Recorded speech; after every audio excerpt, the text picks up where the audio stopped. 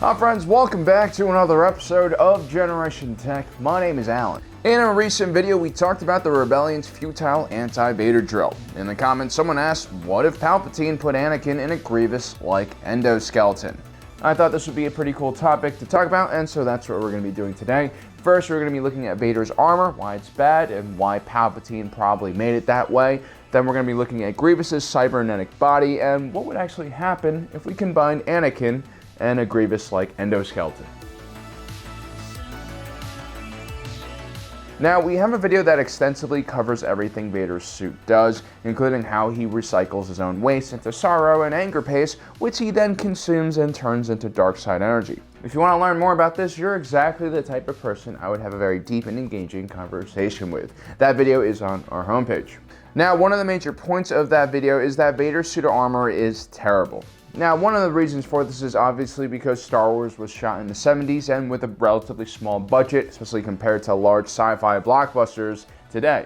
For one, John Mullo, the costume designer for Star Wars, was given a budget of only $1,173 for Vader's suit. Factor in inflation, and that's roughly around the cost of a 2011 Honda Civic EX with just under 100,000 miles, which is $5,500. It's an economic choice.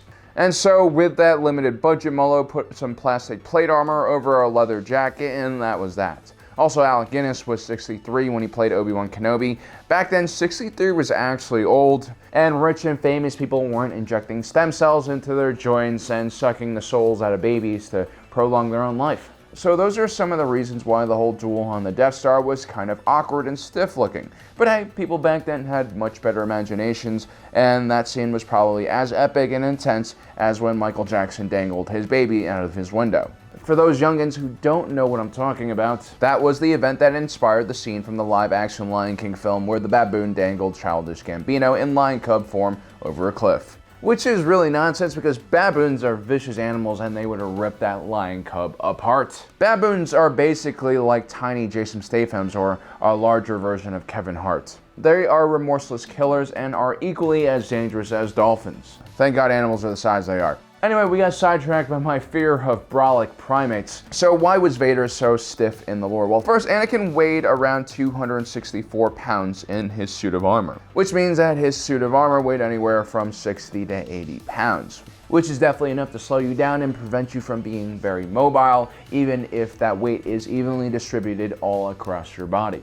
Vader had 4 prosthetic limbs. One of those prosthetic limbs had been replaced after Count Dooku had cut off one of his arms. This one was created by the doctors at the Jedi Temple, which means that his right arm was made from some of the finest technology and materials that money could buy. The 3 other prosthetics that were given to Vader by the Empire, however, were really low quality and not as well fitted. The pain was constant from these prosthetics and said to have fueled his anger and dark side powers. Because of these clunky and ill-fitting prosthetics, Vader now lacked his former speed, finesse, and flexibility. This actually meant for several months after his surgery, he was quite ineffective in combat, and almost defeated several times by objectively weak Jedi. Ultimately, Anakin would adjust his lightsaber style to focus more on strength and overwhelming his opponents with force-enhanced heavy attacks. Now, the suit did provide him with all sorts of life-saving systems and injections, along with extra protection against physical, biological, and environmental threats. But ultimately, his body was never fully repaired or integrated into the suit, so it required a great amount of force power for Anakin to actually maintain his strength, which means he was never at full force power. The only time he was truly comfortable was within his pressurized meditation chamber or bacta tank. One of the biggest weaknesses of Vader's suit was the respiratory system, which kept his charred lungs functional. Vader couldn't survive long without them, but for some odd reason, this relatively fragile respiratory system was placed outside of Vader's armor, which meant that it could be easily attacked by physical blows, blasters, explosions, and even electrical attacks. With all the crazy materials available in Star Wars, like cortosis and Mandalorian iron, you would think that Emperor Palpatine would use something better than standard Durasteel and Duraplast to build his Enforcer's legs and arms. And a simple Faraday cage would have been better than nothing to protect Vader's more fragile components from electrical attacks. Although how useful that would be against Sith lightning is a whole nother matter. So why did Palpatine put so many handicaps in Vader's suit of armor? Well, most people think that it's because Palpatine was a bit scared of Anakin Skywalker's power. He was, after all, the chosen one destined to destroy the Sith, if you believe in such things. He also had the highest midichlorian count in his bloodstream that was ever recorded. Darth Sidious was not a true adherent to Darth Bane's rule of two. He didn't really actually want any competition or to strengthen the Sith Order. If the Sith weren't led by him, he didn't give a damn what happened to the Order. Just look at the contingency plan he created for his death. It was designed to destroy the Empire and many of its worlds so that no one could get their hands on all of his hard work. Some also say that the Empire might have had limited technology when creating prosthetics, which is why Vader's prosthetics were so poorly designed. But of course, that's nonsense. Darth Sidious and his former apprentice Tyrannus had created a far superior cyborg suit for General Grievous during the Clone Wars. So let's talk about Grievous and his cyborg body. For those of you who aren't familiar with his story, the General was originally a famous warrior and revolutionary. His people, the Khaleesi, were relatively primitive and fighting for their freedom against the Huk, a soulless race of insects that had enslaved them. Grievous was such a competent leader that he was able to kick the Huk off of his homeworld and then led an invasion of the Huk's homeworld until he was ultimately stopped by the Republic when they decided to intervene. During one of the battles, Grievous' shuttle malfunctioned upon re-entry to his homeworld. Unbeknownst to him, Count Dooku had actually set an ion bomb on his shuttle. But before Grievous' ship crashed onto the surface, Count Dooku actually remotely ejected him off of his ship and then recovered his mangled body. Now, the interesting thing is General Grievous was actually so tough that the medical droids on Geonosis were able to stabilize him, and he was pretty much going to make a full recovery. So Dooku ordered the droids to do further damage to his body so that it looked like he wasn't going to recover. When Grievous woke up, he was convinced that he was dying and agreed to have his body placed in a mechanical body. He was also convinced that the Jedi and the Republic were the ones that shot down his shuttle, which only increased his anger and hatred for them.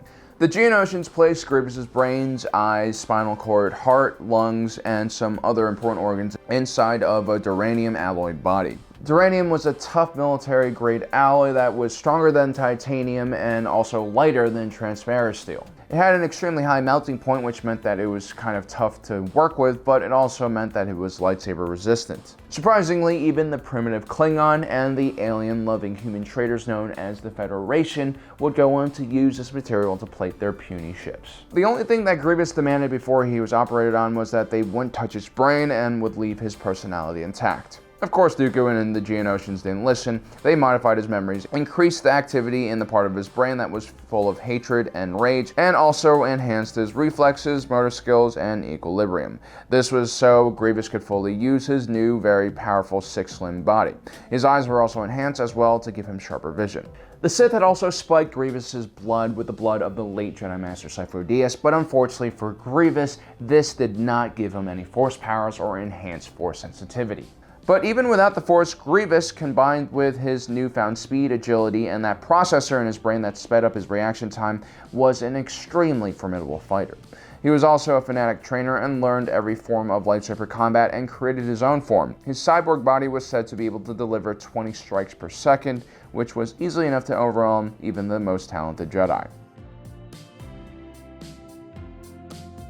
Interestingly enough, those droids who were fitting Vader into his new body were the same exact ones that were used to create Grievous' body, which meant that it was definitely possible for Darth Sidious to give Vader a very similar body to the one he had given to Grievous. Vader was always seen as a relentless enemy that couldn't be stopped by anything, whether it be rebel troopers or a Darth steel door, but he was always slow enough for the rebels to run away from him. With a Grievous-like body, it would have been very difficult for anyone to get away from him at all. The additional arms would have increased his offensive and defensive capabilities, and also having extra arms would make him a better pilot, because extra arms means extra fingers, which means you can push more buttons. If Vader had a duranium-encased respiratory system, it could have definitely protected him better from physical attacks and lightning strikes.